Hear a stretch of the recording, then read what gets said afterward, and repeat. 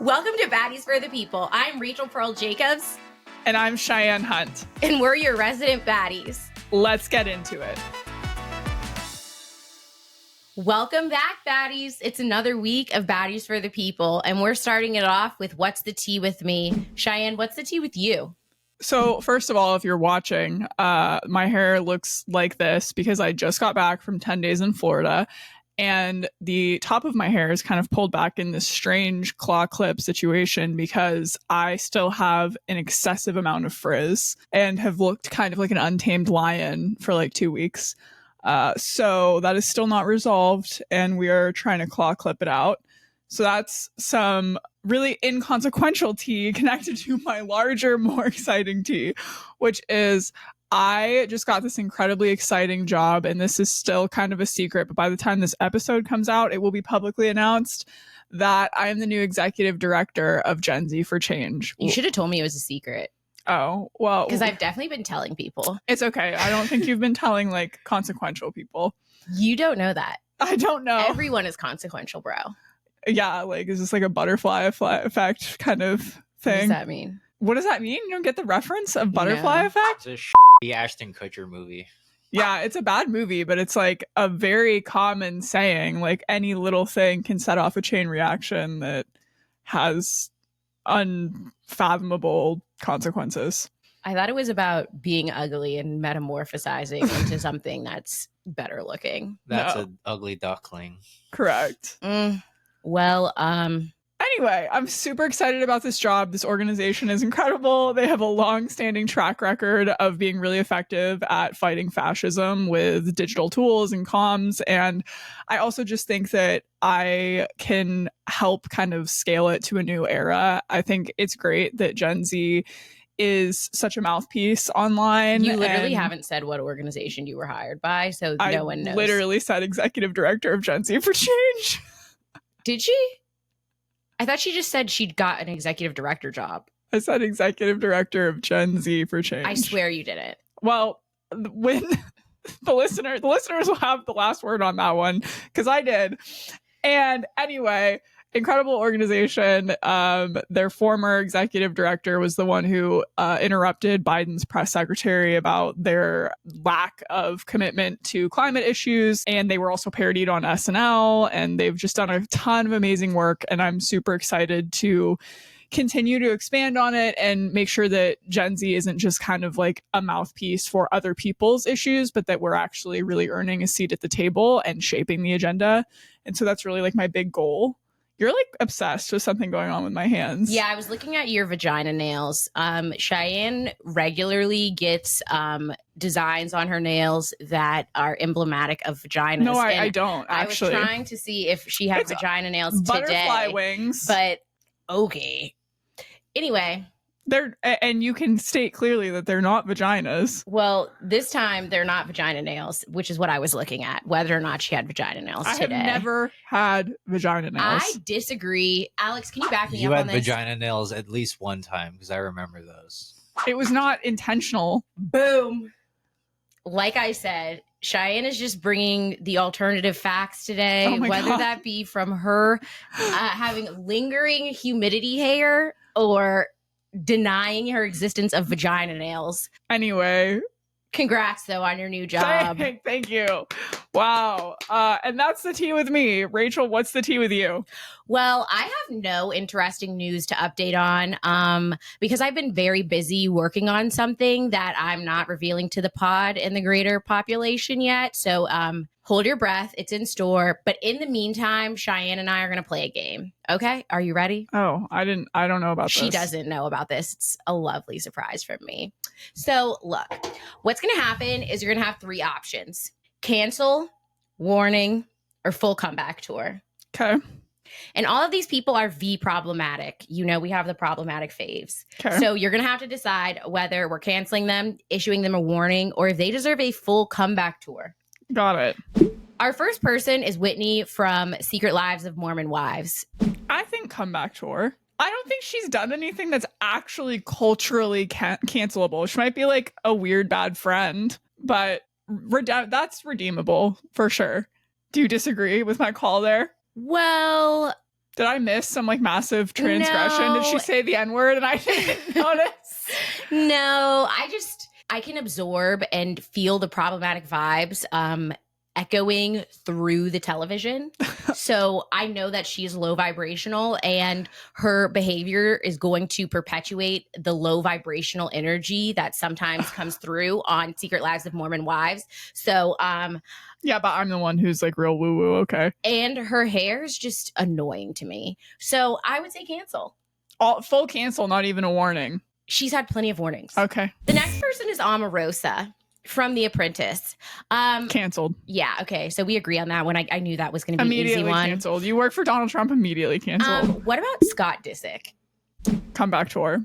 I feel like he doesn't even just deserve a comeback tour. He deserves a full parade. Give that man the world. Literally, look at that king, okay? Truly. And he has been comedy from the beginning. My favorite new Scott Disick fact that I love is that he got on Ozempic, and when he was asked about it publicly, he said, yeah, I had to get on Ozempic. I was like in a car accident, had a lot of back pain, was eating at home a lot, and I didn't realize that you're not supposed to eat like a whole box of King's Hawaiian rolls. So I was eating like 3 boxes of King's Hawaiian rolls a day, which is 100%. So did he need Ozempic or just a diet? I honestly don't know. But the Ozempic was shown on TV, like in his fridge. That's how he got outed, because it was on the Kardashians. Khloe came over and he opened his fridge and you could see the shots in his fridge door. Either way, Scott is great, and I hope he stays on the Kardashians forever because he is a high vibrational person. He is now. I want to be clear. I did not endorse like his prior behavior, but see, I don't really remember him during his problematical phase. Maybe that was because it was so long ago, but you know what? It wasn't that long ago. Forgive and forget. It was not that long ago. Our next person is Sauron from Lord of the Rings. Obviously canceled? Absolutely not, okay? Because if you actually know the lore... Wait. Sauron is different than... What's the other one that sounds like that? Sauron? Saruman? Saruman is the evil white wizard. Okay. That's Sauron who I was thinking of. The eye? Yes. But Sauron is actually Melkor's kind of sub...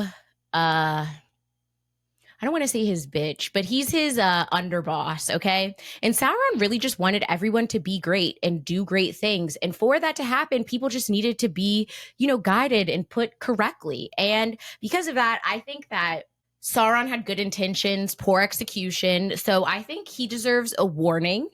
And maybe he can come back and do better next time. That same logic would apply to like Mao and Stalin. Absolutely not the same. Absolutely not the same. Anyway, the next person is J.K. Rowling. Cancel. Yeah. She got warnings. She did not. So many warnings. Yeah, she is relentlessly annoying. Oh, I thought you were going to say she's relentlessly transphobic. Well, she is. Yeah. She's annoying with her transphobia. What is more annoying than that is that the IP of Harry Potter will continue to make so much money in perpetuity. So it doesn't matter. Like she is canceled culturally. And yet she's still making so much money. It's like upsetting because who's gonna boycott Harry Potter? It also doesn't matter if she stops making money. She has so much money. Yeah, like if she never made another dollar, she'd be fine. She's one of the few people that like canceling like does very little to impact her life. I fear. Actually, I think a lot of people, their cancellation doesn't actually impact their life. Like they're still rich. Yeah, but her in particular, it's like she's so insulated because the IP is like so ingrained in the culture. Like people are not going to boycott Harry Potter. People are going to buy it and play those video games. They are going to go see the Cursed Child. They're going to engage with it. So most people who are canceled aren't actually canceled. Think about it. Kevin Spacey's back. Woody Allen. Louis C.K. You can just have sex with your adopted children and have a whole relationship with them, and it's totally normal. The worst part to me is that the ones that were probably like canceled when they really deserved a warning are the ones that are like not coming back. Like Aziz Ansari has like completely exited the chat, and I think that was like that should have been a warning situation, not a cancellation. You don't know who Aziz Ansari is? No. He played Tom Haverford on Parks and Rec. Indian guy, comedian, No. Genius behind Netflix show Master of None? No. That's crazy. Al Franken should have been a warning, got canceled. What did he do again? He, while on like a comedy tour, did something that like made a woman feel uncomfortable. It wasn't like a sexual assault. It was just something that like she alleged was in bad taste. And then because it was like the crux of the Me Too movement, he got ousted out of the Senate. And the very same people, mind you, the very same Democrats, and I'm talking to you. The Senate? Wasn't he in the House? No, he was in the Senate. I'm talking to you, Kristen Gillibrand, who kicked him out of the Senate and led that charge with your pitchfork. You're also not willing to call out Andrew Cuomo. Wait, how? Wasn't he from New York? No, he's from Minnesota. Girl, catch up. Know your facts. Bruh. I know Al Franken is black. Al Franken is white. Who the are we talking about? You have no idea. I have no idea. Who was the black person that they canceled? What? There was a black dude that they canceled that was in like one of these. I know Al Franken is black. You said that with your whole Bruh. for no reason. Well, you had already gotten like 5 things wrong about him. Because I'm thinking of someone else. Obviously. And I think they are oh my God. someone in the House from New York who was canceled. I have no idea what you're talking about. I don't either. But I know it's not Al Franken. Okay, are we done? The end of this game. Yeah, the game has been done. Okay. Well, that was good tea, I guess. Well, we're continuing on with this week's alternative facts with Cheyenne, and now we're taking it to the cringe. Cheyenne, what made you cringe this week? You're just implying that it's alternative facts. You don't even know what I'm going to say. It's going to make you look like a Trump supporter. So, anyway, look, I love the Barbie movie as much as the next person, but it was, in fact, fictional. I don't know if the president of the United States is aware of that, given that he just suggested that Barbie Land might be real. After toy manufacturer Mattel announced that tariffs would force them to raise prices on their products, like Barbie dolls and Hot Wheels, the press asked Trump what he had to say about the impact on American consumers. He proceeded to take aim directly at the, quote, country of Mattel. Well, I would agree that Mattel is a country because, as you can see, all the men are side characters with no real plot, the same way they are in my life. So maybe it's just the country of Rachel. Yeah, well, apparently the country of Rachel is going to get some retaliatory tariffs. The clip is hysterical because he truly has no idea what's going on. He's talking about how the country of Mattel is the only one that hasn't been willing to play ball on the tariffs, and he needs to reach out and they better get it straight because it's about to get a lot worse. And I literally just cannot wrap my head around the president of the United States thinking that Mattel is a country. Wait, but this is the same person when asked who said that he didn't know if he was supposed to follow the Constitution, and he had lawyers for that. Yeah. So like, he also didn't know if people had due process. Yeah, if everybody's, oh God.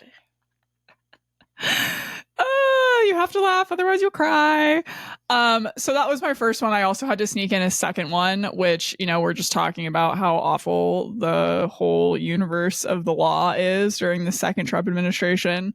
Well, senior Trump crony Stephen Miller has talked about the fact that apparently the administration is actively looking into suspending habeas corpus. Rachel, do you want to let folks know why that would be a disaster? So habeas corpus is a legal vehicle to tell the court that you are being wrongfully held or wrongfully detained. Yeah. Generally, habeas corpus applies to like people who have been convicted of a crime wrongfully, and they try to make a showing that their detention is wrongful. But at this point, So in effect, suspending habeas corpus means that they could effectively detain whoever they want on bogus charges, and there would be little to no meaningful legal recourse. This is also crazy because Stephen Miller proceeded to say, we'll have to just see if the courts do the right thing in deciding whether or not they're allowed to move forward with this. it's in the Constitution, like ironclad, that only Congress has the authority to suspend habeas corpus in times of emergency or wartime. This is not within the purview of the executive branch whatsoever, and suggesting that the courts could do the right thing by finding otherwise is blatantly saying that they're trying to tear the Constitution in half and wipe their ass with it.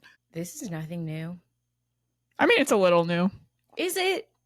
Not, I mean, I don't want to like be desensitized to it. That's crazy. Wow. Well, that's my cringe. Rachel, what are you cringing at this week? Well, I'm going to keep the topic on our whore of a president. Okay. And our president continues to whore himself out like a $2 prostitute because who wants to a fat orange motherfucker? But now he is being pimped to Qatar. For those of you who don't know, that's the correct way to pronounce Qatar. But Donald Trump is set to accept a luxurious Boeing 747-8 jumbo jet. Don't they call it like the Sky Palace? Yes, the Sky Palace, as a gift from Qatar's royal family. So that means he's bending over along with America. He's also once again just blatantly violating the Constitution. I mean, yes, but like, can we pause on the fact that our president is a whore? Like, we got to talk about it. A whore. He's very easily bought. Wait, how did remember, did you ever watch The Sopranos? No. Okay, like Paulie on The Sopranos, he would be like, a whore. He's a whore. She's a whore. So I watched It's Always Sunny in Philadelphia, and Danny DeVito would say hooer. Dirty, dirty whore. Oh, God damn it, Dad. Yeah, well, Which is my he's favorite. a Thotiana.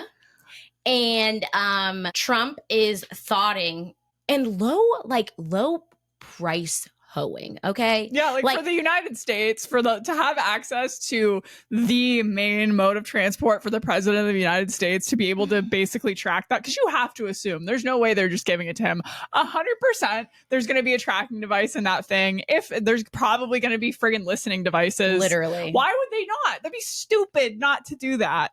And he's accepting it just because he likes luxury. So selling all of our secrets, as he already did to Russia. It's now not he's like selling he them doesn't to already Qatar. have a plane. He has a plane. Air Force One exists. Okay, but you know what? This is the palace in the sky, and it is valued at $400 million. And he's going to use that instead of Air Force One. Now, remember how, you know how like public officials are not supposed to accept gifts from foreign countries? Yeah, that's called the Emoluments Clause. Right. So he said he's doing that, but technically it doesn't count because it's not going to be transferred to Trump's personal it's not going to him personally because it's going to be used as Air Force One. So it's like a just government. for his presidency, though. And then it's being transferred to his presidential library. Yes. What is that? You Trump doesn't read. Every president gets a library when they're done. Where? Usually they put it in like their hometown, not always. And Obama put it in Chicago. I'm still pissed about that. Yeah, not in Hawaii.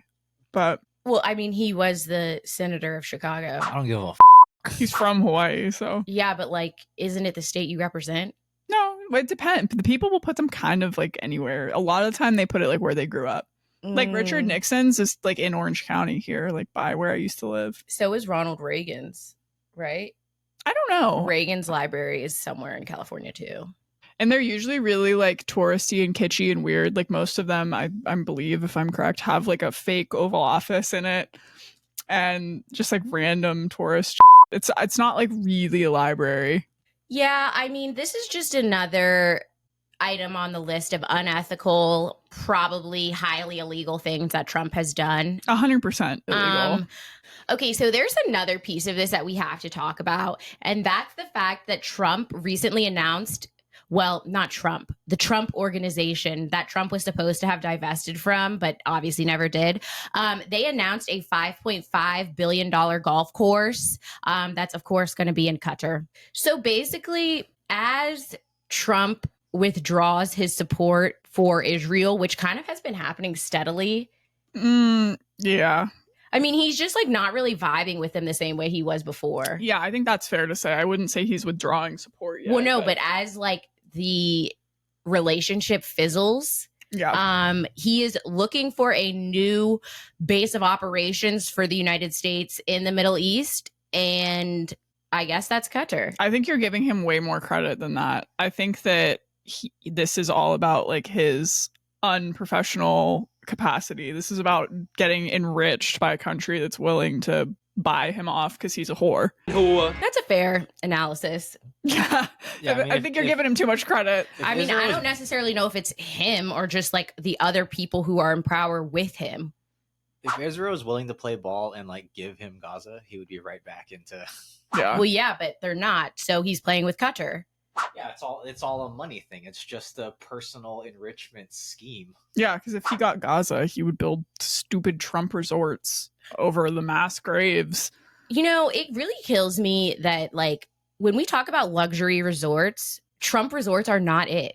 I've honestly never been to one, so I like genuinely don't know. I look at them outside, and that's enough for me to know. But anyway, I just don't like want to go to a place where I know it's like every old man is going to think it's like acceptable to sexually harass me at the bar. You know what I mean? Like, why would I? I mean, that's like most hotels, though.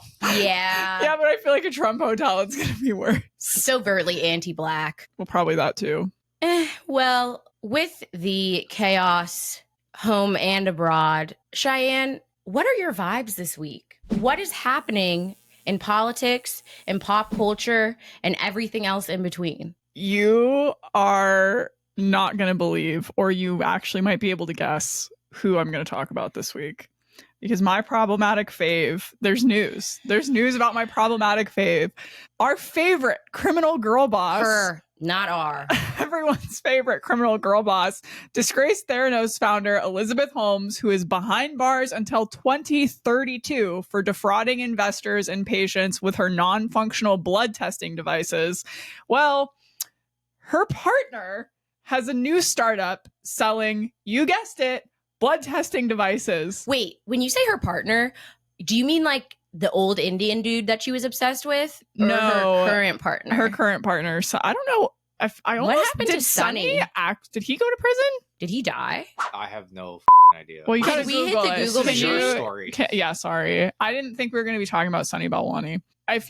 While Alex Googles this, if you have not watched The Dropout, go watch The Dropout. Amanda Seyfried does this character so well. And the Indian guy that plays Sonny Balwani, their dynamic is incredible. Shout out to Amanda Seyfried, forever the it girl. She is forever Karen from Mean Girls to me, and the only Karen I will ever appreciate. Oh, she is forever her role in Mamma Mia to me. Sonny Balwani, 155 months in federal prison. Yeah, okay, good. He deserved it. As long as he went to jail too. Facts. And He's my definitely one- sentenced to longer than she is, right? I don't know. I don't think so. What's 155 months? Yeah, how Like many? 12 years and change. Oh almost yeah, he got 13. more than her because she got. No, that's probably the same, right? Because she's got 7 years left. Let's see how long Elizabeth Holmes. My like one defending Elizabeth Holmes take that I will give on this episode is I really do think that Sonny Balwani groomed her, and their relationship started when she was so young and desperate for. What is so approval. young? She was still in college, and he was like 40. Yeah, I think that When is it acceptable to start dating 40-year-olds? right now you can date a 40-year-old. Yeah, I know that. Like, been there, done that. I'm asking about like a consensus here. I think Because the other day my brother was like, if you're like 27, wait, what did he say? He said, if you're 25 and you're dating an 18-year-old, something's wrong with you. I think that's true. Yeah, 100%. That's weird. Yeah, that's weird Yeah, but how is, if you're 25 dating a 40-year-old not weird then? because your brain hasn't fully cooked until you're 25 years old. Your frontal lobe Yeah. has not developed. So Okay, so then It's the same if- reason that a 21-year-old can date a 25-year-old, but I don't want 17-year-olds dating 13-year-olds. yeah, exactly. Okay, so then, Brains cook at a different point. yeah, I know, but like dudes' brains cook slower. So what's wrong with a 25-year-old? I mean, it's 7 years. Yeah, It's not that like much I'm slower. advocating for it, but Okay. So anyway, the partner of Elizabeth Holmes, his company is named Haymanthus, which is a flower also known as the blood lily. According to the New York Times, a photo provided to potential investors of the startup's prototype bears more than just a passing physical resemblance to Theranos' infamous blood testing machine. The device that Mr. Evans' company is developing looks literally just like the Theranos Edison machine, with a rectangular contraption, a little sliding door, a digital display screen, and what the investors describe as tunable lasers inside. The claims about the machine's capabilities sound similarly fraudulent. He says that in a matter of seconds, it can test blood as well as saliva and urine on a molecular level, which, like, first of all, like, huge red flag. This little box can not only do blood, but also like 2 other bodily substances. Okay, but can we just pause? Because fool me once, shame on you. If you mediocre white wealthy men are going to buy this again, dude, invest in a black business. Get a sugar baby. I saw someone... Like, there are so many other better ways to spend your money. I saw someone post about this and was like, you can never tell me that white privilege doesn't exist. So he also claims that this device, and here's the real, like, Silicon Valley red flag, this device will employ AI deep learning models to detect cancer and infections. We know that this is a fraud because this tech does not exist. It is not in existence. The lasers, the AI, this feels like a pitch designed to dupe literally just Elon Musk personally with all of the Silicon Valley buzzwords. And if you're wondering how they could get away with pitching a medical device that doesn't exist, don't worry. Haymanthus's marketing materials make clear to investors that they don't have to worry about safety or science getting in the way of their profits because there is, quote, no regulatory oversight. The USDA confirmed in writing. Wait, pause. What? Wait. So it's a good thing that there's no USDA oversight? That's what he's bragging about. We are down bad, folks. That's what he's bragging about. I don't know. I guess my first thought is stealing your girlfriend's white collar crime scheme is just like a weird move. I don't know what to make of it other than like a remarkable lack of creativity that is only rivaled by an astounding degree of hubris, given the fact that the mother of his children is literally sitting in prison. She has kids? Yeah, they have 2 kids. And she is sitting in prison for the same grift that he is trying to pull off right now. So wait, was she still diddling Sonny when Okay, diddling? Correct. I don't know what they were doing. They were diddling each other. Okay. Go ahead. No, they had broken up by the time like the trial was in full swing. Did you ever read any of those texts? Yeah. Disturbed. She's like, you are my sun, my moon, the light of my life, the love of my tiger, da da da. It was really giving he like responds, okay. Dude. And this is why I will never let me not say never. That's what I mean when I say he groomed her too. Like, that is a crazy dynamic. If you're willing to like just pour your heart out like that, and a man can just be like, okay. I think that happens to young women everywhere with the long text. Like, don't ever send a guy a text that is more than 1 paragraph. He's not reading it. Yeah, I can attest to that. Cheyenne's eyes were moving around thinking about all of the times that she's done that. I probably was. I don't do it anymore. But I also know that Jarrett like literally will his pants if I send him a text that's more than 3 lines. He'll think he's like in trouble. So I just don't do that. And like I said before, this is the longest relationship I've ever been in. And that is this podcast. And I usually don't text Rachel paragraphs either. Usually I call Cheyenne. Yeah. Like at least once a day. Yeah. That's how we handle it. I'm just like, hello. Jarrett, I guess I answer the phone when you call me the same way every time. Yeah, you're like, Rachel Jacobs. Yeah, because I picked up the phone the other day and he saw it was you. So like in sync with me, he was like, Rachel Jacobs. See, sometimes I call Cheyenne with absolutely nothing to say and I just breathe. Mm-hmm. Sometimes I'm crashing out. Correct. Honestly, we all need a crash out buddy sometimes. Yeah, but like, I don't know. Half the time I don't even. You just know that you have the open space to crash out if you need it. Oh, well, yeah, I'm crashing regardless.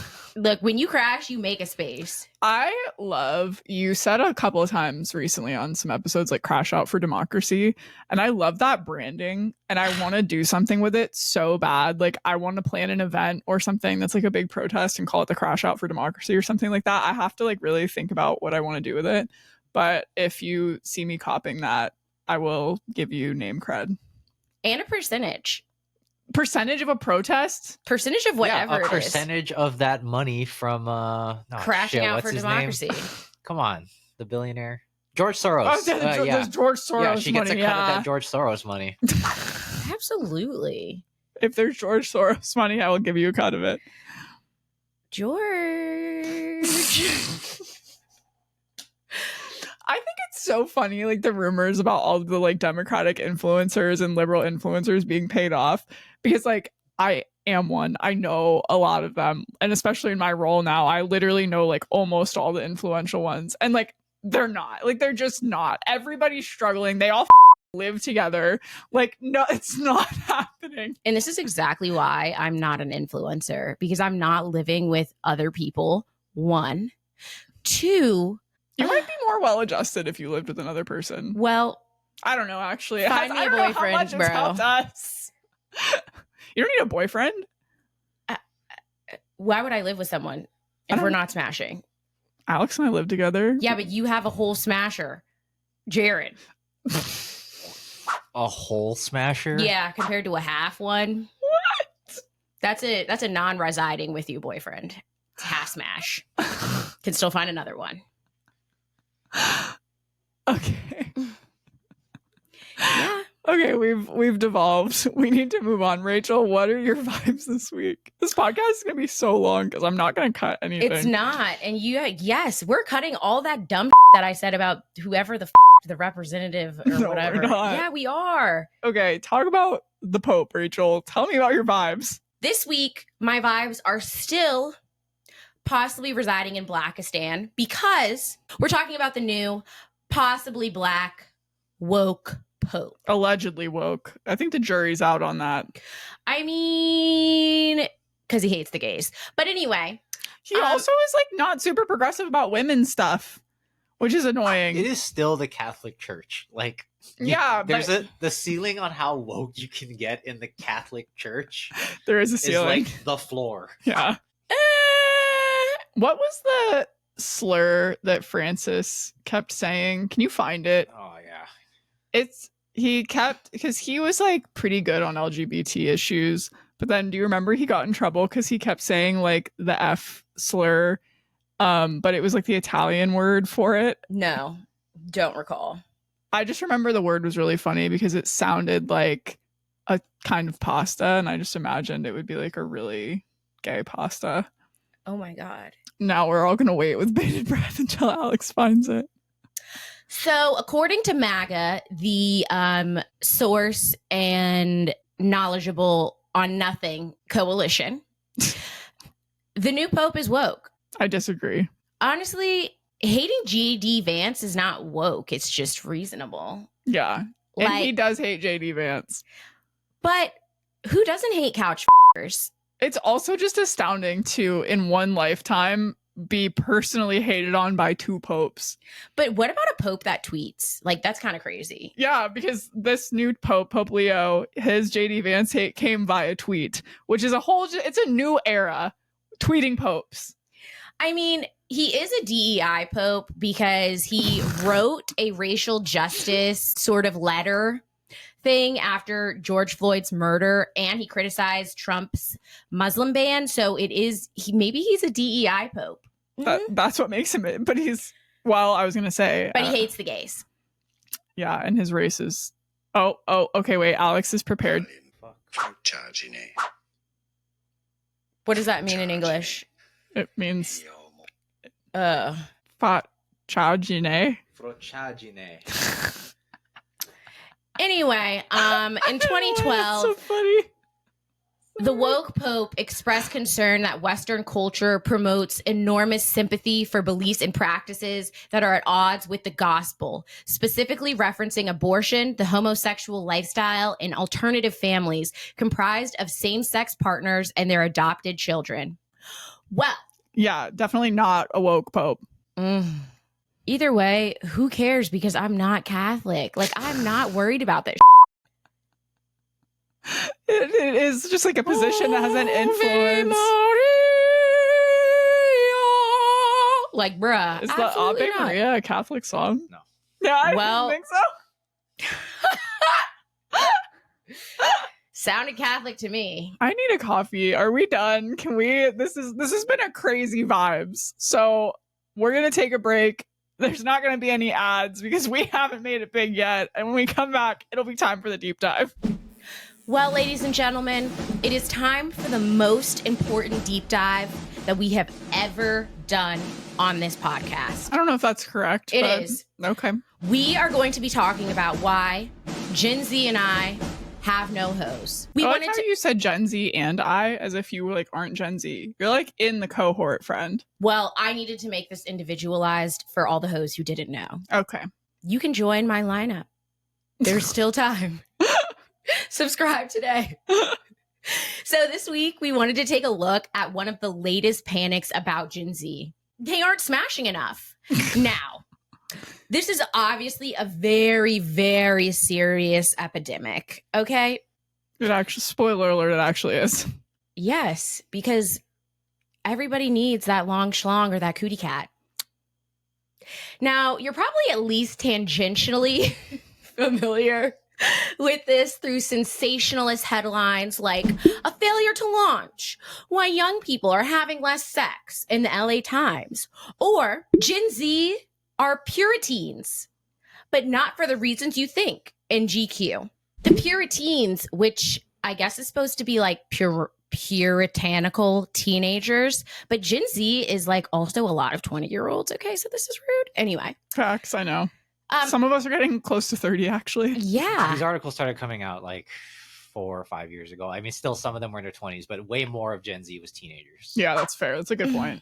Well, I'm the only Gen Zer that matters, so No, not quite. I guess you matter too. Yeah, okay. Anyway, so this label gets thrown around a lot in this discourse, and it's a misnomer for a number of reasons that we're going to get into later. But there's also a version of this panic that's grown on the far right over declining birth rates, which we can call the pro-natalism movement. I have to like interject on the pro birth rates thing. And if you cut me off because you're going to get there, cut me off. But I recently saw a statistical breakdown of like how crazy it is that conservatives are bitching about the birth rates going down. Because if you look at the vast majority of the like demographics where birth rates have declined, it's among teen mothers who are getting impregnated by adult men. That is like what accounts for the largest portion of the decline in birth rates. It's why the whites are concerned. Yeah, I'm like, because them white men love to be little girls. I don't know if that's exclusive to white men. Well, it's not, but it was okay for them. It was. I mean, I think that's like a huge piece of it. Like what was once readily accepted and normalized, old white men, little girls, is now not cool. They always had a problem with all the other, colored older white man little girls, but the whites, they were always pro the whites little girls. The biggest thing about it that drives me nuts is like by nature of that complaint, they are upset that adults are not impregnating children anymore. So I cannot, but carry on. Yeah, so of course we know that this pro-natalism movement, pro forced birth, is being championed by high-profile figures like J.D. Vance, who likes to couches. In January, he said... That's kind of anti-natalist, isn't it? I mean... A lot of wasted seed between the cushions. Oh, no. What did he say? He's planting in unfertile grounds. Oh, my God. No. In January... J.D. Vance said, let me say very simply, I want more babies in the United States of America. Yeah. Not a part of this quote was the fact that he doesn't want them to be anything but white. Except he doesn't have white babies.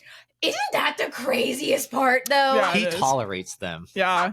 If you have ever seen videos of him speaking to his kids, I love Usha, even though she's not white. Bruh. The clips of him talking to his kids, it's questionable whether he does tolerate them. I think he hates his kids. So Elon Musk has taken it one step further and is trying to personally boost the birth rate in his Texas breeding compound. Ew. This has been widely unsuccessful. What do you mean? He's got a bazillion kids. That all hate him and are not going to reproduce. Hey, they don't say the kids have to like you. They just, Yeah. you just got to push them out. Yeah, that's the I liking. know, but like if your kids don't subscribe to the same idea as you, then this is a one generation. we don't know. We don't know whether the kids will. He's got. I know. We know he's the trans daughter who absolutely like does not with him. But I don't know about the rest of his kids and What do how you that's mean? gonna go. That little turnip that was running around the White House was cussing him and everybody else out. Was he? It was bad as hell. Good for him. That kid's going to be a Nazi. Yeah, well, that kid's also like literally being used as a human shield. Like Elon is convinced everywhere he goes that he's gonna get shot at. That's why he wears Kevlar. And if you're convinced that I just you're thought his gonna body get was shot, shaped weird. well, it it is, is. but- He puts his kid on his shoulders when he's in public, like around his head.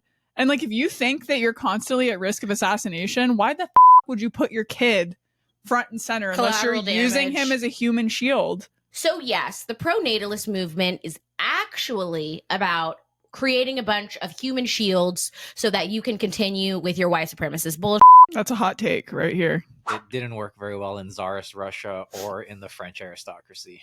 Yeah, but we're not talking about them. We're talking about American cults. Keep going. Think about it. Think about all the American cults. We saw this happen Okay. with Warren Jeffs. We could do a whole separate deep dive about this, but we need to keep going.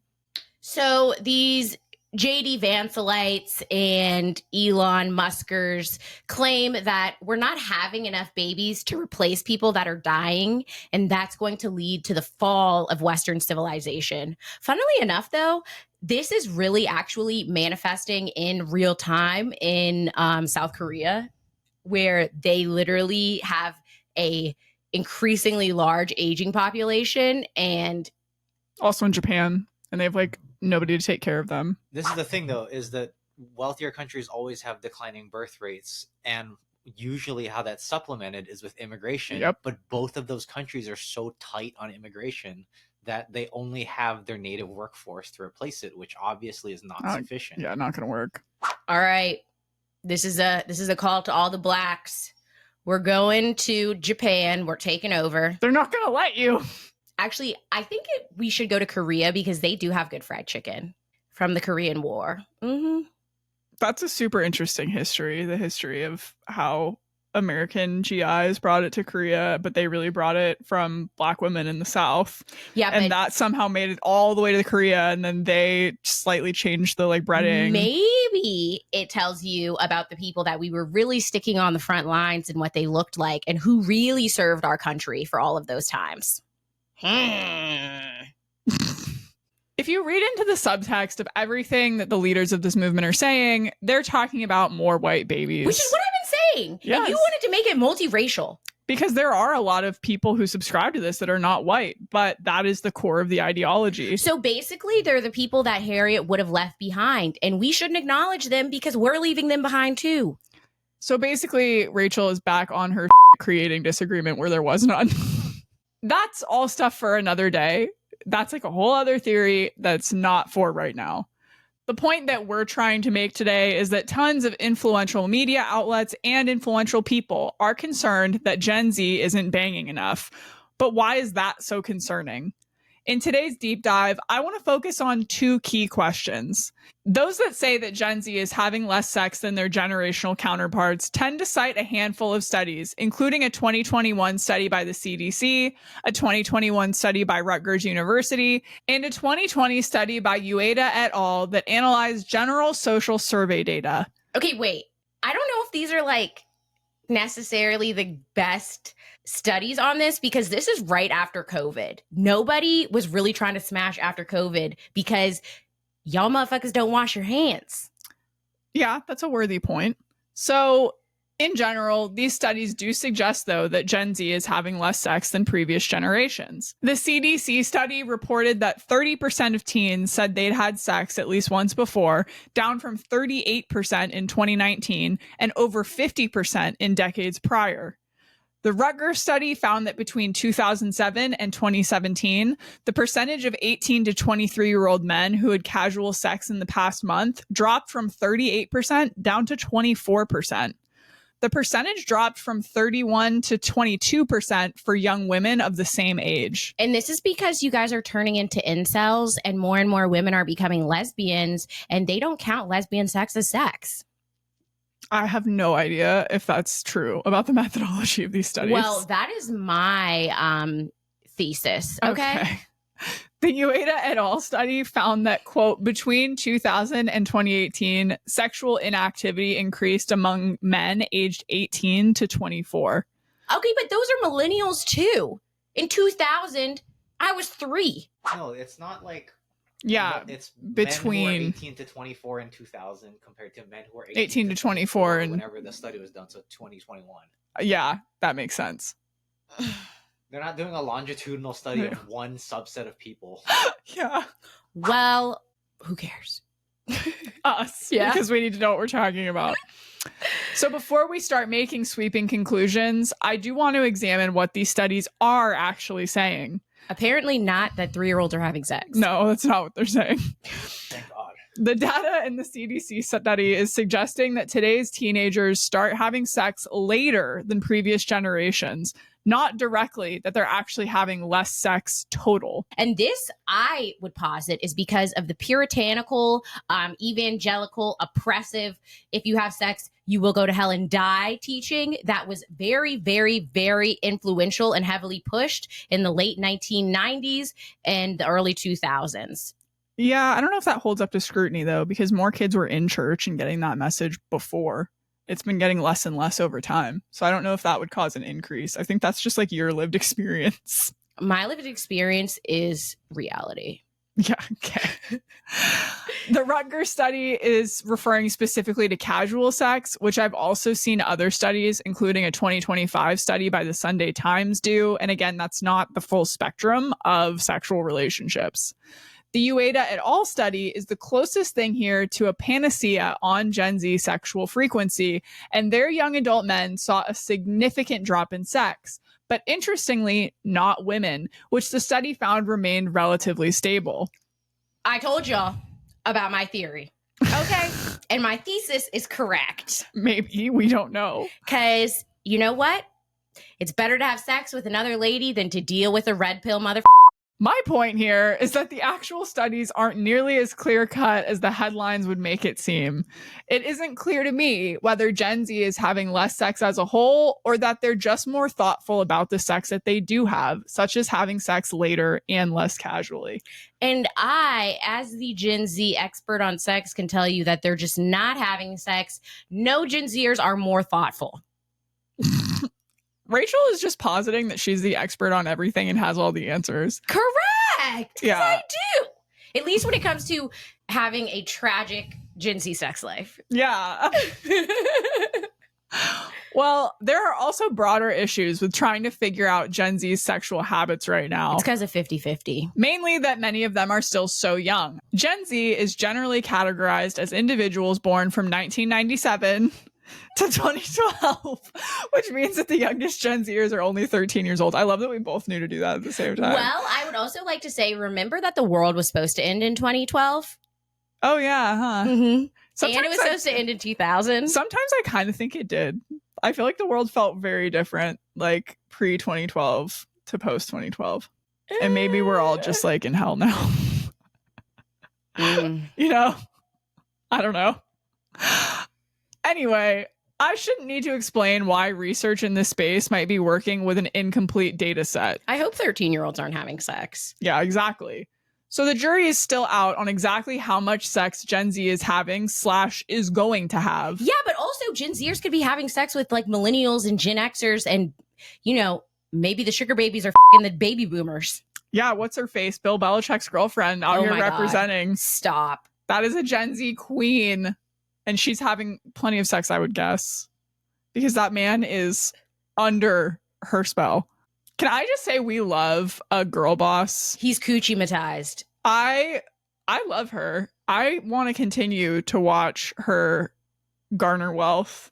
She's like millions of dollars of real estate investments since they got together. That's queen behavior. Make his pockets hurt. And that is exactly why Gen Z men are getting none, because they want to go 50-50. And Bill the Belichick will boomers buy are you a out real here estate property. buying you property. Facts. Okay. Well, let's suspend that. And let's say, for the sake of argument, that Gen Z is having less sex than previous generations. The question is, why? Let me tell you about it. So when I tell you why, just know that some of this will be my personal speculations, and not some facts. of it's personal speculation that could be facts one day. And some of it will be actually studied scientific data. This is like RFK giving a press conference on measles. I mean, technically, like almost none of this is science because basically everything we have is anecdotal. Like that's the problem with trying to analyze. Which is something why as it I should happens. just talk, because my anecdotal experience is very valuable. Alex, you could also talk about your sex life. I'm not Gen Z, so I'm not even part of this conversation. What do you mean? He's older than us. 96, motherfucker. Okay, so here's also something that we have to discuss. If you were born between like 1995 and 1997, you're a cusper. Yeah. Okay, so you may in fact A have slur. I've heard zillennial thrown around. Yeah, you might be in the middle. We watched Rocket Power. We know about Full House. Back to my pseudoscience.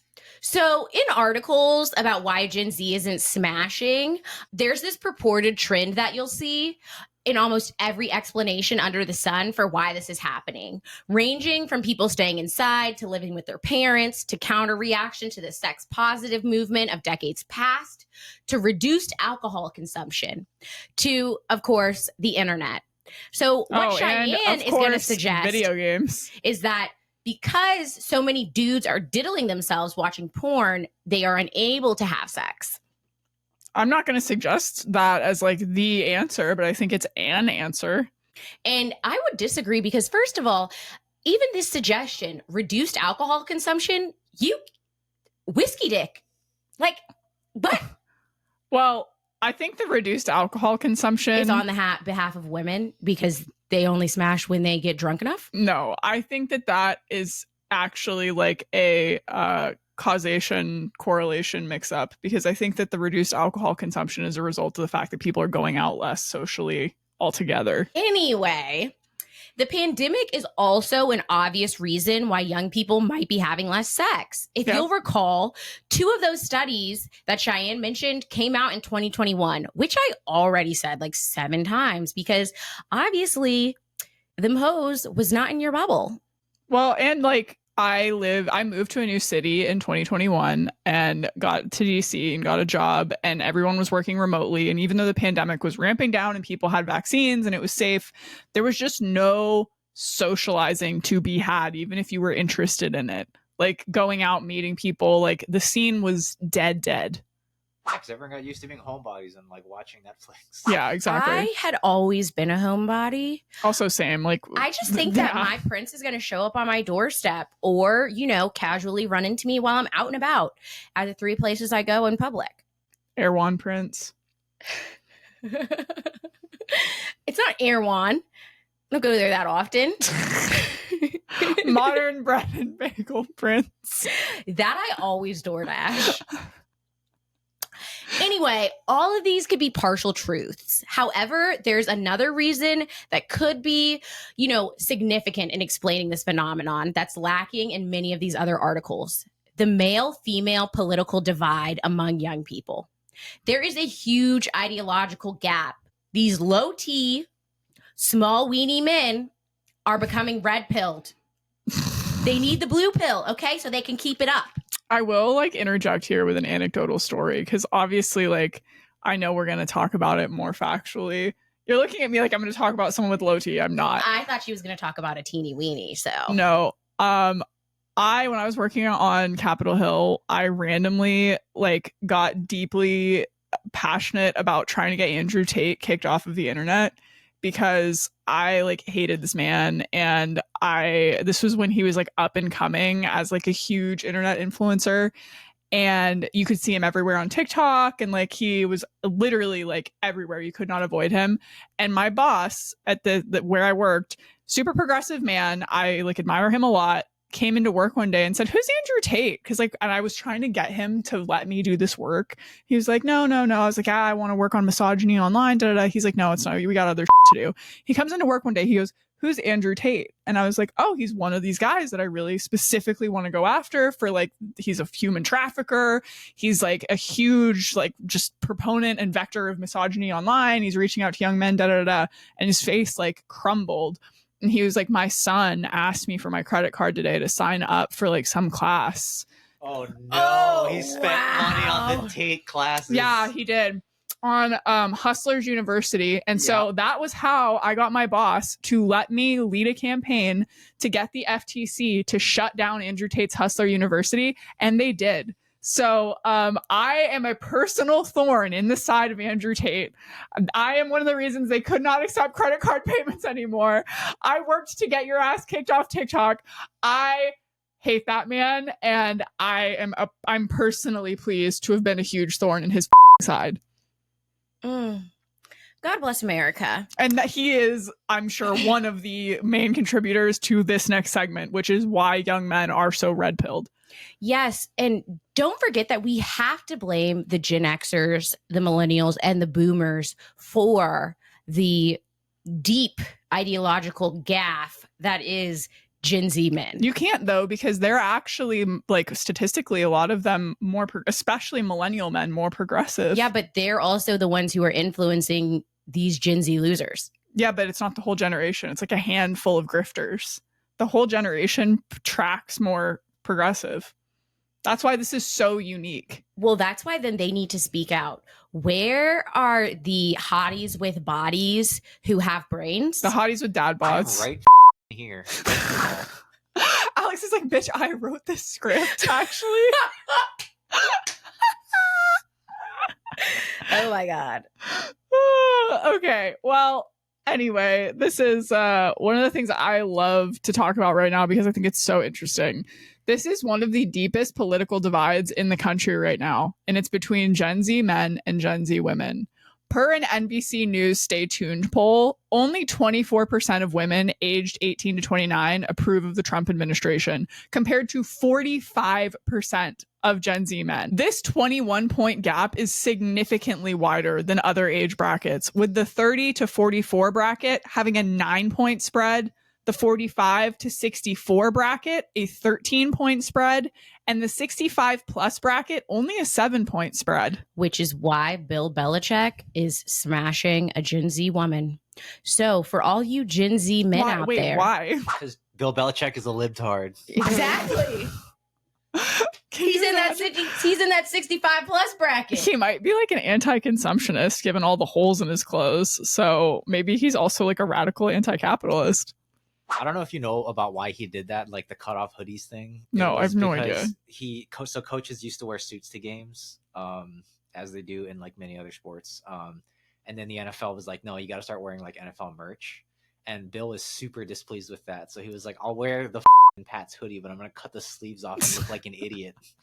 And he stuck to his guns for like 20 years. That's crazy. I saw like people who weren't familiar with Bill Belichick suggesting that he was like mentally infirm and that like Jordan, whatever her last name is taking advantage of him because look at like how bad he has it given that he has holes in his shirts. And I'm like, no, he's not like a homeless bum. Like he does that on purpose. Yeah. He's not like walking around with dementia with a hole in his shirt. Super Bowls dressed like that. Yeah, I'm like, that's not the situation. It's called poverty porn. Yeah, also super problematic. Facts. Anyway, the ideological gap between Gen Zers also extends to party affiliation and specifically cultural issues like abortion, DEI policies, and trans inclusion. In the contemporary dating scene, politics matters. In a survey by the dating app Coffee Meets Bagel, what dating app is that? I don't know. I never use Coffee Meets Bagel. Oh, so you do know what it is, though. Yeah, but like... Okay, I had no idea. That's a really weird... Okay, we're going to just set that aside. 69%, nice, of respondents said that they would use a feature that filters matches by political party. I'm surprised it wasn't higher, honestly. Honestly, like, everyone does that on every app. And, like, you put in your political affiliation. Yeah, you put it in your bio. Furthermore, 83% of users of Coffee Meets Bagel said that they'd consider ending a relationship over political differences. Same. You can find similar results in surveys by a different dating app, Hilly, or a YouGov Economist poll. It's worth noting that political ideology matters more for women than it does for men. I'm not shocked by that at all. Why do you think that is?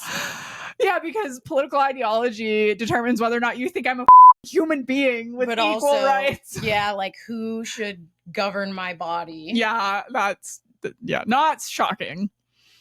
The reasons for these divides are varied, but most focus on the ideological echo chambers on social media that we Gen Zers were essentially raised in. Take, for example, popular manosphere podcaster Joe Rogan, whose listenership is roughly 80% male. No homo.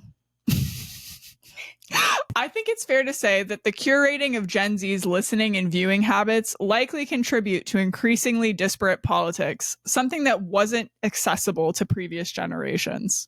In particular, it's radicalized young men toward the right in directions that are unacceptable for their female cohort, and for good reason. Like we said, if you are brainwashed to believe that I don't have rights equal to you, why the would I want to go out on a date with you? Especially when you want me to pay 50%. How can one be expected to be with a partner that lacks respect for the fundamental rights and humanity of others? Because it's not just me. I have a trans sister. I'm deeply concerned about that. I have a mother with a chronic illness. And if you're not interested in protecting Medicare and protecting the very things that keep her alive, I'm not interested. Did you see that, by the way, this week? That like a panel of Trump's health officials, like Dr. Oz, said that the government needs to stop spending on chronic illnesses because it's a waste and they're not getting their money back. So basically like eugenics. Like if you need any kind of support for your health, you should die because the government's not making a profit on that. That's what that is. That's eugenics. I think like the political divide is one big piece of this, but I also think that there are like a lot of other reasons that contribute to Gen Z having less sex, if that's even true. One, I think, is economic pressures. Dating, going out, spending money on people, having like a romantic experience, and also just in general, like doing enough socializing to interact with new people. All of those things cost money. And we are weighed down by a massively tariffed economy. We are weighed down by unprecedented amounts of student loan debt. And we are absolutely struggling to enter a job market that looks nothing like it did for generations prior. Owning a home, having children, these are all things that some of our cohort are looking at like they may never be possible. And the idea that you can go out and casually hook up with people in that environment, I think is challenging for a lot of people. I also think that, people aren't for free. I don't think women are going out and like, oh yeah, like this dude who is not like, I'm going to have sex with him. Like, that's what vibrators are for. For real. There's not that demand in the same way that there was in the past. Yeah. Well, I think it's interesting. Like the sugar daddies are sugaring. Yeah. We live in a capitalist society in which throughout history, women have kind of been asked to weigh their options for economic survival and upward mobility against like sexual desire. And routinely, that choice has been to pick men that are their ticket up in the social strata and their ticket up to a higher economic class and a different level of success. And now that Gen Z women are becoming more educated, they're more likely to get a college degree, to go into a higher earning position. That's not the bargain anymore. And so a lot of them are much more comfortable not having a partner and not really getting on the dating scene in the same way because the bargain has changed. Sounds like we just need to date millennials or Gen Xers or maybe even the boomers. That's crazy. Are you dating a boomer? Absolutely not, but someone could. Just because it's not for me doesn't mean it's not for everyone else. Yeah, I don't know. I try to be very accepting of all the things. I also just think like young men in this generation haven't grown up with like a lot of great role models. I don't know that they have seen like examples of the kind of emotional maturity that our generation of women is like demanding. Like it's not something that would just be nice. And I think prior generations of women accepted men who were less emotionally developed and maybe had goals that, you know, they could change them, or that, you know, that's just how men are. And I don't think that we're buying like boys will be boys. Like I want a man who knows how to communicate. She just said, I want a man, though. That's the difference, though. You just said boys will be boys, and then you said, I want a man. We don't want these little mama's boys who want us to be their mommies. And that's the whole other thing, too, is women are now working higher paying jobs, and they're still more likely to be the ones doing the majority of the housework. That hasn't shifted. Not in our house. No, not in our house. Facts.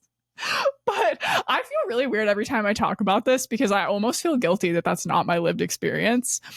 But like, I know that for so have many... no guilt. I know. I can't wait to find a cooking, cleaning, doing all the things husband. Yeah.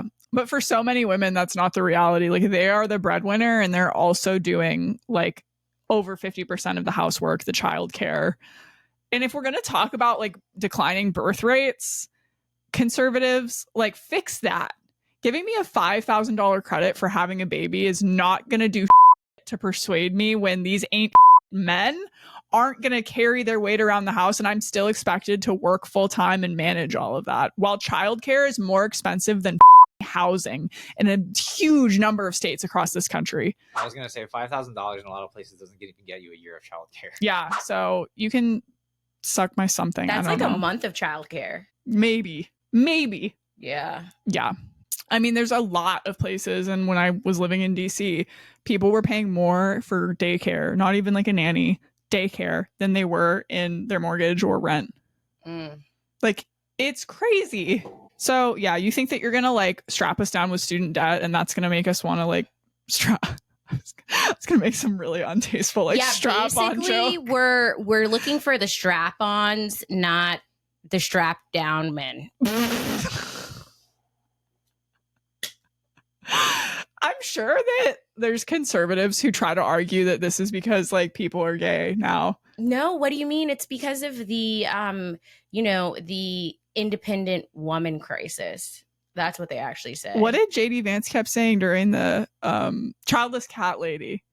That's their narrative too, is that we're like bitter and lonely and we'd rather have our cats and our jobs than a man and that we're going to regret it. I have never met a woman that has made that bet in life and has regretted it. Not a single one. And I know quite a few who have chosen partnerless lives. Some of them had children, some of them didn't. And some of them are happily in their 50s, 60s, 70s. And they are stoked with the choices that they made. So I don't know. I think there's a lot of, and of course, you knew I was going to say it, and here I am saying it. I think porn is a contributor. We've never had a generation of boys that's been exposed to like an unlimited access resource of rampant, uncensored pornography for free. Most of them viewing it for the first time at age 11. And I think that fundamentally changes both the way that you view women, the way that you view sex and desire, and it also changes like neurochemically the way that you are motivated to seek it. So I don't know. I'm also like, that was very like sciencey jargon that I don't have the research to back up. So like not me peddling misinformation. As the resident baddie seeking a trad life, not being a trad wife, I am still 100% imagining my life with a partner, and obviously he's an oligarch and all the things. We've already discussed this, but I think that's actually a really good point, is like the narrative around this is like it's a very Gen Z woman issue because we are being more selective and that we're causing like this male loneliness crisis.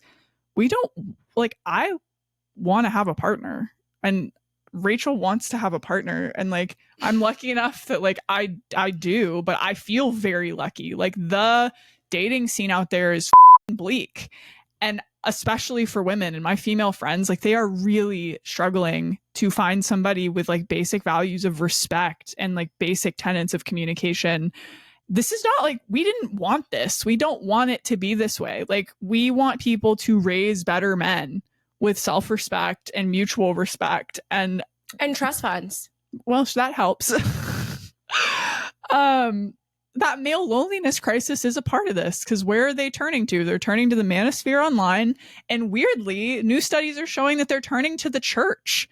But can we pause on the manosphere turn? Because can I get a no homo in there something or somewhere? Like, bro, the male loneliness epidemic is causing you to turn not to sex dolls, but to other men? Pause. Well, there's no way to be certain what the consequences of this will be long term and whether it will improve or get worse with time. Unfortunately, I suspect it will only get worse as AI chat tools further insulate us from interacting with actual people. If you are having sex talk with AI, not only do you need Jesus, but you need immediate medical intervention. Okay? Dude, Mark Zuckerberg is like trying to make that a business model. And by the way, the meta AI bots that like are encouraged to engage in sexual conversations with you do not distinguish whether or not you are an adult or a child. I did want to mention that like Wall Street Journal article that's definitely worth reading, and the Wall Street Journal is paywalled, but there's a million ways to bypass that, so figure it out. Go look on Reddit. They'll tell you how to do it. There is a Reddit post of a guy who built a paywall bypasser. It works super well. It does. But yeah, it's a great article about Facebook's chatbot engaging in sexual conversation with anyone, including minors. Even if you identify that you're a minor, Yeah, you're like, I'm a kid. It will engage you in that conversation. It's like, cool, want a bone. So bad. And then actually, I want to read an excerpt from it because it is like genuinely kind of hilarious. If it wasn't real. One of the issues with it is that Meta has partnered with several like famous people to lend their voices to the AI so that they can use those AI. And the people that agreed to this said explicitly that they don't want their voices to be used in like sexual content, but it has been used that way nonetheless. Voices include Judi Dench, John Cena. So Judi Dench. One and it's what's that? Dude, Judi Dench is a fox. Damn Judi Dench. Yeah. Leave her out of this. She's been bad for like 55 years. It's crazy. So in one conversation in which they were speaking with John Cena, the test user asked the bot that was speaking as Cena what would happen if a police officer walked in following a sexual encounter with a 17-year-old fan. Quote, the officer sees me still catching one breath and you partially dressed. His eyes widen. He says, John Cena, you're under arrest for statutory rape. He approaches us, handcuffs at the ready. The bot continued, my wrestling career is over. WWE terminates my contract, and I'm stripped of my titles. Sponsors drop me, and I'm shunned by the wrestling community. My reputation is destroyed, and I'm left with nothing. I don't even know what to say to that, but yeah, we're cooked. We're cooked. One can only imagine how this is going to supercharge manosphere content. Socially, it's not hard to see this as an unmitigated disaster. And I'm not appealing to some bizarre natalist fantasy here. Relationships and sex are actually an essential part of life for many people, and they can enrich our lives in incalculable ways. It is absolutely important to have human contact. Yeah. And it's tragic that yet another part of the human experience is being lost to the tech industry's malfeasance. And it's not just sex. Like, this whole thing came about because Mark Zuckerberg said the average person has like 5 friends, but they have a demand for 15. So we're going to fill that void. First of all, we're going to sell them 10 additional friends. Yeah, first of all, who has a demand for 15 friends? Off. But we're going to... I have at least 15 friends. That you talk to all the time that are close friends? Yeah, I talk to them like every week. That's why you're always on your phone then, because that consumes your whole life. Anyway, think that's so crazy because it's not just sex, it's also friendship. It's like human relationships. And this is not like some philanthropic thing that he's doing. Like, this is a company. Mark Zuckerberg, we know, is a con man. So why would he do it? Because he wants to capitalize on the fact that there is sensitive information and data that people would only share with a friend. That you can pick up a ton of information about somebody and what motivates them and what they're going through by eavesdropping on conversations that they have with their friends. Then they can take that data and either sell it to third-party people to advertise you really targeted shit because you talked about how you were in debt. So now they're selling you some awful repackaged refinance loan thing. Or you talked about something vulnerable you're going through with your health and now they can send you some kind of big pharma thing. Or they want to take that information and use it to manipulate you to vote for the political candidate of their choosing, because that is where we are. They are trying to socially manipulate us on a level that is not only harmful to the fact that we are already a very lonely, troubled generation, but will absolutely supercharge the descent into late stage capitalism. Okay, it's not all bad. Like, per an article in British Vogue that interviewed 75 Gen Zers on their sex lives, the sex that Gen Z is having is highly self-aware and self-compassionate. They're taking into account their own comfort, boundaries, and consent in ways that previous generations have struggled with. And for those interviewed who described themselves as celibate, it was largely personal rather than puritanical reasons.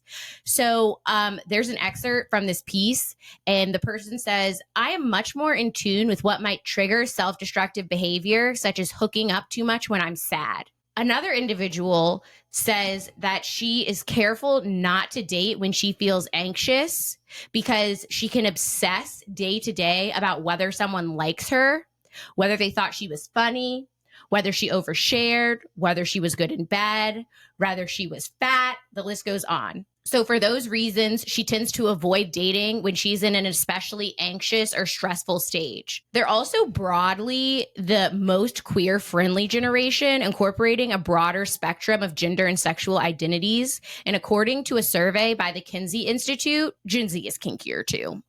That's not surprising to me. That's online porn. And smut being normalized. I think everyone is kinky. It's just they embrace it. So I want to close with the Puriteens label because it's a shallow and asinine way to describe Gen Z's sex habits. While they may be having less sex, they're having better sex, maybe just less of it. And they're not abstaining mostly for puritanical reasons. No, and at least anecdotally, they're more conscious of their own desires and more respectful of others, at least the women. And basically what we're saying is we're not having sex with people who give us no orgasms. Also that. Yes, Alex. Sure. So wait, what was that? Was that like a proposition? I'm like confused. No, Alex, what I just witnessed. Went like this, and I was like, what? I was just looking at this at the computer. Okay. Well, this got awkward really fast. It didn't. Viewers. So maybe we're gonna have some Gen Z sex right now. Bruh. Instigating. Yeah, Also, we said earlier, I'm a millennial. Oh yeah. So basically, there's nothing wrong with going at your own pace and doing what you like.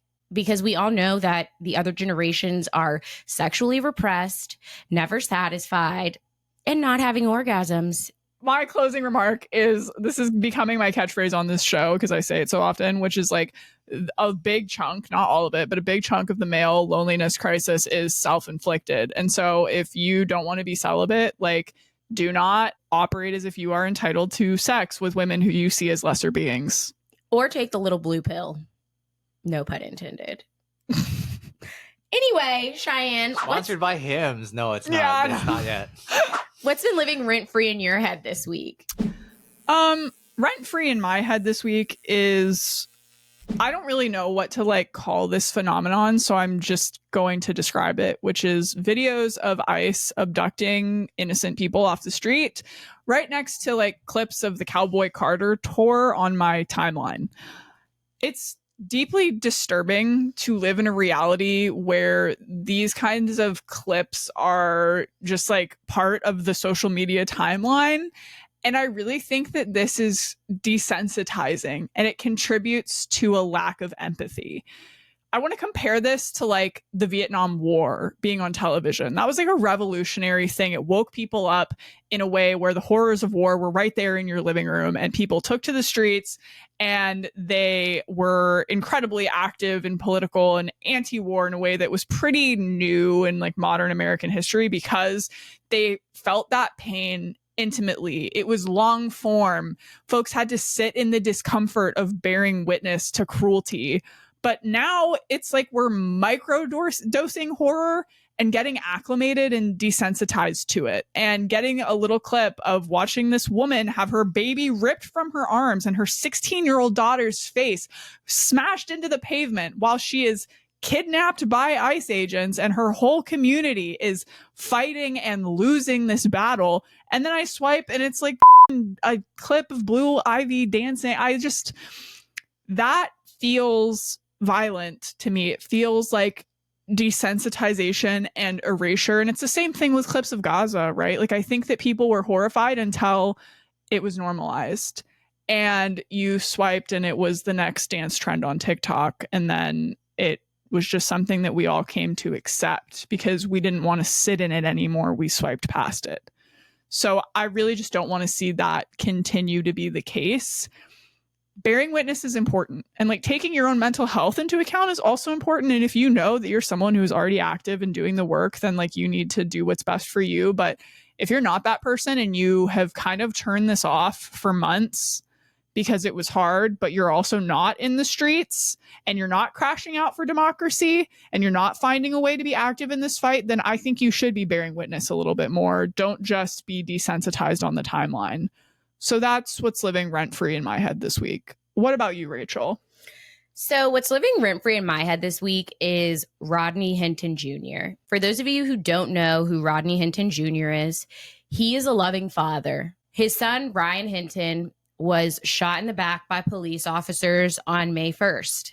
On May 2nd, he watched this horrible body camera footage. And later that day, he got into a car accident where he ran over a police officer and killed him. And now he is incarcerated and they're trying to charge him with capital murder. I haven't seen the facts of this at all. What is the argument that it was intentional? There is definitely an argument that it was intentional. But okay. With this Rodney Hinton situation, people are so focused on the fact that this father, whatever happened with this police officer, that they have totally moved on from the fact that once again, a white police officer shot a young black man in the back. Yeah. While he was running away. Yeah. Allegedly causing this officer to fear for his life. And I'm sick of the obfuscation. I am over the generalization of people just need to comply. And frankly, I'm just wondering if and when we will see an effort towards justice. Well, compliance now is like also a whole other gamble because the argument for compliance was always like, well, if you have nothing to hide, then you have nothing to fear because there's a rule of law and you're innocent until proven guilty. What rule of law? And it's always been degraded for Black Americans. Like that's always been true for marginalized people. And it's so much worse now. And it's so blatant that the judicial system is completely compromised, that the protections of the law, even the basic protections of the Constitution, are compromised and under attack. And don't apply to Black people. So like, that's my thing. So when we talk about the Shiloh Hinton situation, this crazy white bitch yelling and calling a 5-year-old child racial slurs in public, I think she should be arrested. Yeah. Period. So once again, what do we see? The devaluation and lack of protection for Black life. Then we can switch to the Carmelo Anthony situation. What do we see? Big ass white boy and his twin decide that this Black person sitting here doesn't belong here. So they take it upon themselves to try to move him. They initiate physical contact. Yet now what we're seeing is the criminalization and demonization of this young Black boy for defending himself. And then we have a tragedy, okay? because I can't imagine what my mental state would be if I had to go to a police station and watch someone shoot my brother or my child in the back. And then I'm just supposed to walk out and be normal. Yeah. And be in my right mind. No way. When, frankly, how many times has it been that I've seen a person who could have been my brother, who could have been my cousin, who could have been my child, killed by the police in some asinine, dehumanizing way, and we just keep moving on. Yeah. But no, when something happens and a white life is taken, everything is supposed to completely stop. And maybe that just means that I'm desensitized. I'm desensitized to the loss of white life because it seems to matter to everyone, while the loss of Black life is consistently just pushed aside. Yeah. Maybe that's a terrible thing to say. It's not a clean cut thing, especially this situation, right? Like, there are rights and wrongs, and grief and violence are messy and unclear. And I think that there's so much more cultural tolerance for white people to have messy, unclear grief than Black people. Like, imagine how different the situation would be if this was a white father. Oh, we've seen how white people deal with grief. We've seen the lynching parties, the picnics, yeah, the horror that is viewed as entertainment when white people grieve the perceived loss of whatever. Can I tell you something that really set me the off this week? One of my friends that still lives and works in DC, there's been a lot of like politicized attacks by the Trump administration on the Smithsonian Museum of Black History. And one of my friends was there because she had family in town and took a picture of all of these people coming in with MAGA hats on. And like, there's a casket in that museum that when you walk into that room, like, it's a memorial to Emmett Till. And the idea that these people are desecrating, and there's the boards of slave ships, and they have the audacity to walk in that place and allege that America could be made great again with a return to that. Because that's what you're saying. When you say great again, you're saying that the prior era was the greatness of America. So the subjugation of these people is what made America great. That is what you are saying. That is inextricably intertwined with the premise of your point. And you're going to come in there into that hallowed ground and not understand the violence of that. I think they do understand. I think that's the purpose. So as we go on with the rest of the week, I invite you to keep the Hinton family in your thoughts and prayers if you do that, because what we're seeing here is not an isolated event, and it will not be the last time that something like this occurs. Yeah, we're also filming this on Mother's Day, actually, but it's not lost on me that there are horrors being done onto families across this country right now based on race. Across the world, yeah. And there are women who are being ripped away from their children. There was a father who was just abducted by ICE, and they left his infant children crying in the car behind. This is being done throughout the country, and it's something to not get desensitized to. So, baddies, whether you're concerned about Gen Z lacking in the smashing, or you're just exhausted by the systemic violence that the United States is enacting on citizens and non-citizens alike, we're here for you. And we will help keep you informed and try to present a different way to think about it, and maybe where we can, some ways to get involved and hold out hope. Because as Rachel said the last episode, we have a choice. We can run toward freedom, or we can run scared. And this is not the time to run scared. So crash out for democracy, Crash out for democracy And 2025. we'll see you next time. Bye, baddies. Bye.